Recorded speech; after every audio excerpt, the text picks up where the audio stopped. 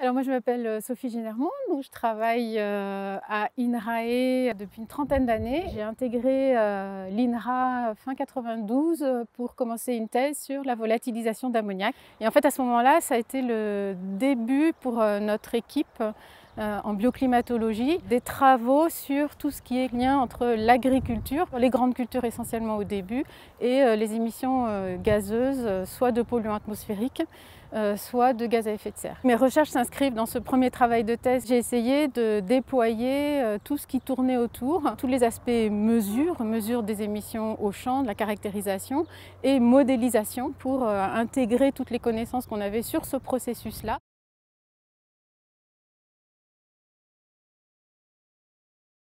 Les enjeux liés aux émissions d'ammoniac dans l'atmosphère sont de deux ordres et ça en fait le gaz agricole par excellence. Le premier, c'est que les pertes d'azote liées à la volatilisation d'ammoniac constituent une perte conséquente d'azote pour les agriculteurs, qui est un poste économique très important pour eux.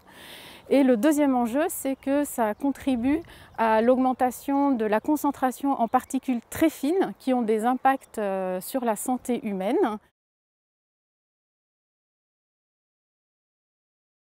Alors nous avons produit le modèle Voltaire qui calcule les émissions d'ammoniac après des épandages de lisier, de fumier, donc d'engrais dits organiques, mais aussi des engrais minéraux. Il a été aussi étendu aux pesticides dans notre unité par ma collègue Carole Bedos. Maintenant, nous l'utilisons dans un dispositif dans lequel nous le couplons à des bases de données pour calculer les émissions à l'échelle française et dans un outil qui s'appelle Cadastre Ammoniac qu'on a élaboré avec Jean-Marc Gilliot et qui peut être utilisé pour aider les politiques publiques à cibler les pratiques de réduction des émissions d'ammoniac.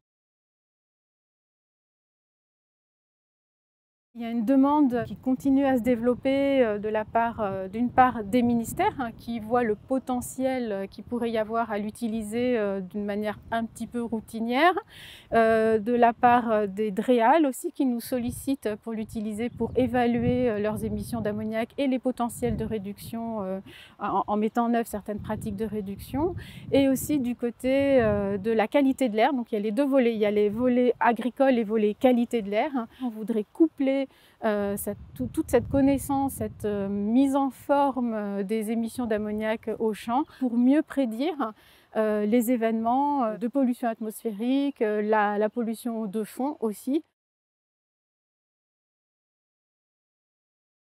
Alors ce qui est innovant dans les travaux que l'on fait, c'est de prendre en compte la distribution et spatiale et temporelle des émissions d'ammoniac dans la prédiction de la qualité de l'air. Le modèle Voltaire et surtout l'outil Cadastre sont des outils qui n'existent pas dans le même format par ailleurs dans d'autres pays européens ou américains. Pour ce qui est de l'expertise, moi je suis sollicitée au niveau européen dans le cadre de la TFRN, la Task Force sur l'azote réactif. Je suis aussi impliquée dans des expertises au niveau national, en particulier dans le cadre de la révision du PREPA, le plan national de réduction des émissions de polluants atmosphériques pour le volet agricole. La thématique sur laquelle je travaille, volatilisation d'ammoniac, en lien avec le questionnement des politiques publiques, est très intéressante. Grâce à tout le travail qu'on a fait en équipe depuis une trentaine d'années, ces connaissances acquises nous permettent de répondre de manière juste pour essayer d'aller vers une agriculture plus propre, entre guillemets, tout en respectant les agriculteurs, en essayant de voir dans quelle mesure ils peuvent vraiment mettre en place ces pratiques sans que ça les impacte outre mesure, et voir comment ça peut être compensé par des mises en œuvre de soutien, d'appui par les politiques publiques.